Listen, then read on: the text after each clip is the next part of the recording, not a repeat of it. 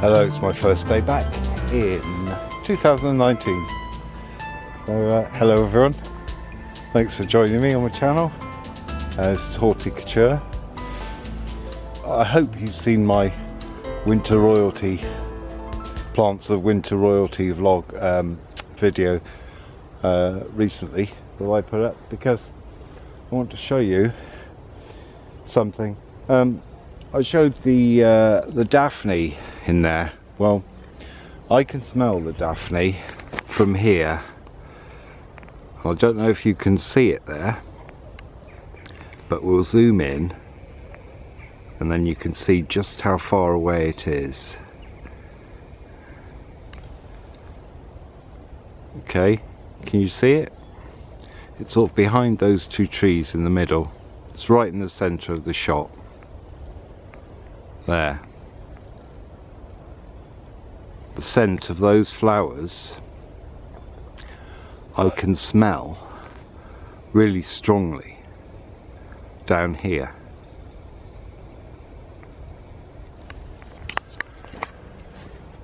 It is really worth growing. So obviously if you've got a garden that's shorter than this, putting one of those in will give you some complete winter joy. So yeah, what I thought I'd do, seeing as it's my first day back, or first week back after a bit of a break, I thought I'd do I'd just do a week vlog of what I do in a week. So that's another one.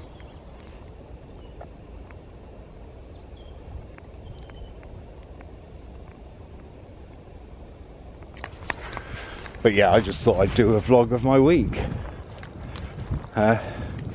So first of all, I'm going to go and get a better whiff of the scent of these. Oh, I really can't stress just how lovely that scent is. Really, it's worth visiting this garden now for this. I mean, we have very few visitors in the winter and even the autumn, which is a real shame, because some of the things that happen here you'll never see in the summer. Now this one obviously is not so full, and here's a younger one. They're all Daphne Bellua. So well, we're going to now pop up this way and have a look at the one that's up here. This is the Darjeeling. Used to be my favourite, but I think Mr. Smithers has lured me in. Something else that you can't really see in the summer is the beauty of these colours.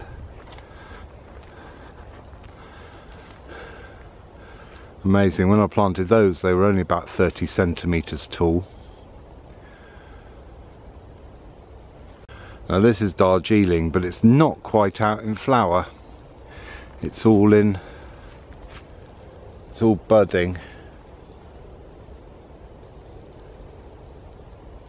Ready to come. So look out for that in next week's weekly vlog. Oh, I won't be here. Okay, we'll look out for that in another vlog. Well, this looks like cabbage.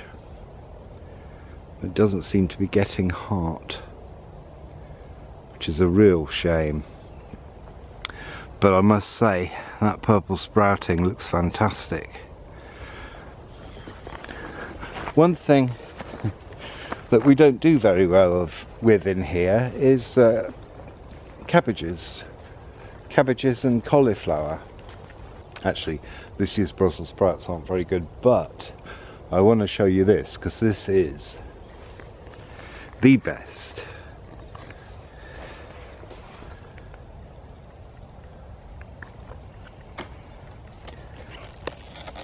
This is the best cauliflower that we have grown here ever.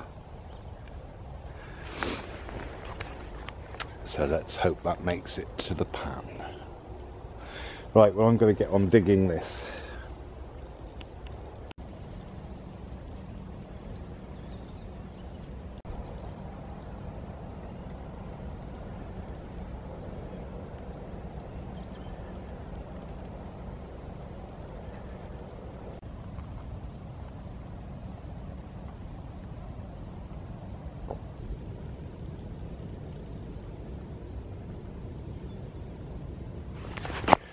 Now, because it's my first day back,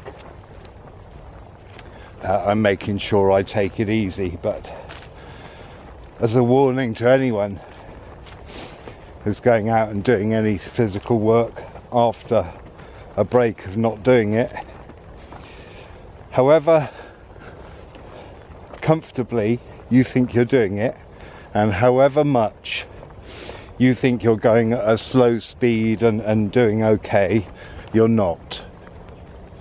Go a bit slower and have more frequent rests. I don't think there's a person that I've ever come across who's ever said, yeah, I did a perfect amount of work yesterday and it didn't hurt. The common response is usually, I overdid it yesterday, but I kept an eye on what I was doing. I didn't think I'd overdone it. So there you go. Hope that helps anyone. I just thought I'd take a quick look up at the pond. See where we've been cutting wood through the winter. Well, through the autumn. Some of this is older, but at a certain point woods need thinning out just to give trees space to mature. And obviously create little piles for various creatures. You know what, I thought this was going to be a weekly vlog, but once I get talking I can talk about lots of things. Anyway, yeah, I just thought I'd come up here and have a look at the pond just to see what it's doing. I mean, if you work in a place like this and you haven't been here for a while, or haven't been there for a while, because not that many people come here who don't work here or aren't visiting, it's good to check the extent of the place you're in or you work in, because if you can, obviously, because things appear, things grow, plants happen and stuff before you even realise. Wow. Now that is certainly the fullest that has ever been.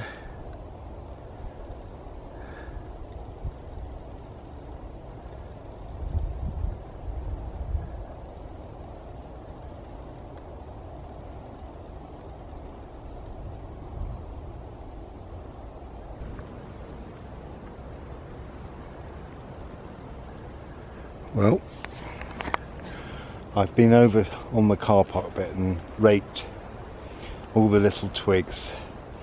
It's a bit like doing the cobwebs in your house, and suddenly all the gravel shines.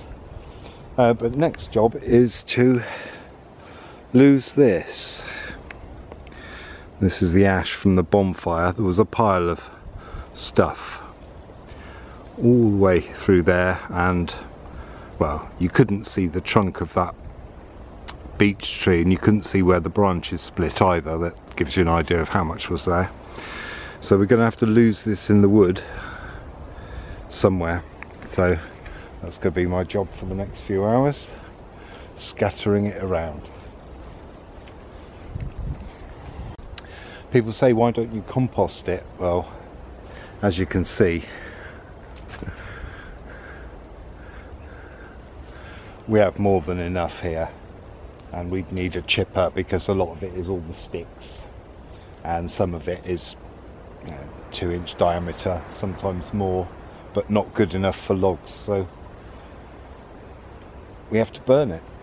Otherwise we'd have had probably this side of the wood would have been filled with what we've collected over the past 15 or so years that I've been here. So here's what I've done with the ash. I've basically put a ring around these trees here, and this is what I do throughout the wood. You don't put it right up against the trunk because the feeding roots aren't there on any tree, so you always make a kind of donut around. And well, wood ash should be full of potash, especially if it's only been small twigs that have been burnt. Larger branches become charcoal. So that's what I've done now. In a minute, or after I've had some lunch, I'm going to go and cut a winter jasmine back because it's taking over the steps. Okay, it's the next day and I'm going to start. It's a frosty day, as you can probably see. I'm going to start with a bit of hoeing through here.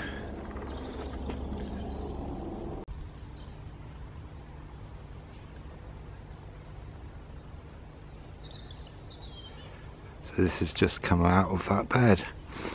Mostly moss because it was a wet autumn.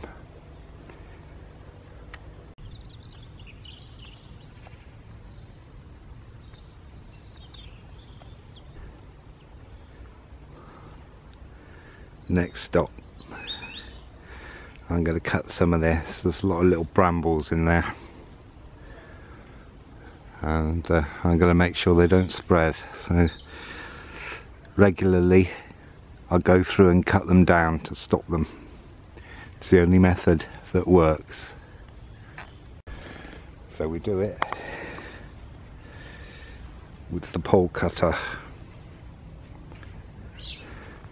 which fit in the head on. It's not fun or easy. Okay, well, I've run out of petrol and there's no point me going and getting some now. It's I haven't got time. But here's what's been done.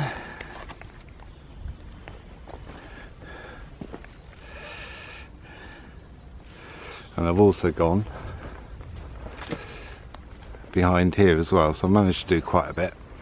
The good thing about putting the hedge cutter blade on the pole is you can angle it, which means you can stand up quite upright. So I'm not sure what I'm going to do now. I'll take the head off and then find something else to do.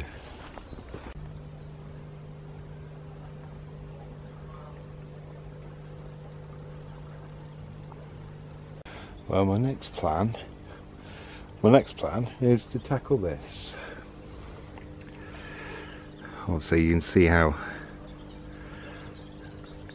it's just bunched at the top, which is what things do. So I don't know how I'm going to do that. I think I'll get the pole on it. Well, you can see just how far I've got. And we've got a nice pile of scratchy arisings down here, which I'm not going to sort out today. Yeah, it's one of those things. Roses aren't the easiest job when it gets like this. There's too many ways in which they can catch you. I mean, if you see those coming down there, something will take your hat off.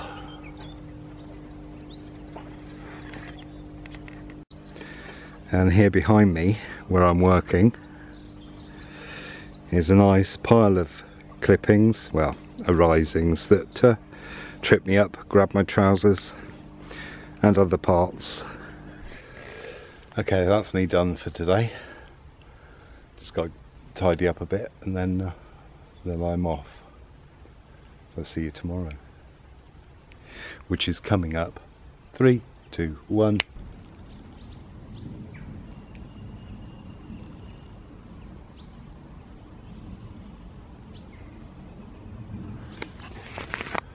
Day 3, good morning. It's a bit cold here. Heavens are blue. I'm going to take a little walk. I need to have a look at a tree that I've got to make some space around, and then shut the gate so that no walkers accidentally manage to walk straight along the track and into here.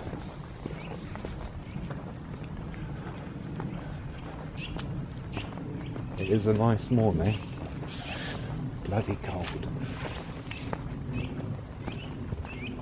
I know there might be people watching that have it colder where you are. Either way, there's a certain temperature where it doesn't matter how much further below it gets, it is cold. Right, well, I can't feel my hands. Oh, look at that.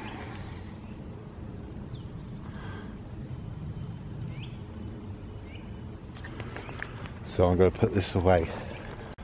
Well, that's it. Time's up. And last thing I did, I've done a bit of trimming of trees, but just repacking this. They've been cut in half and restored with the wetter ones into the back. The wetter ones from this field maple, of which its twin is still standing. So that's it. So just gonna pack up and head down the track out of here. Thanks for watching. Join me next time. Ta-da.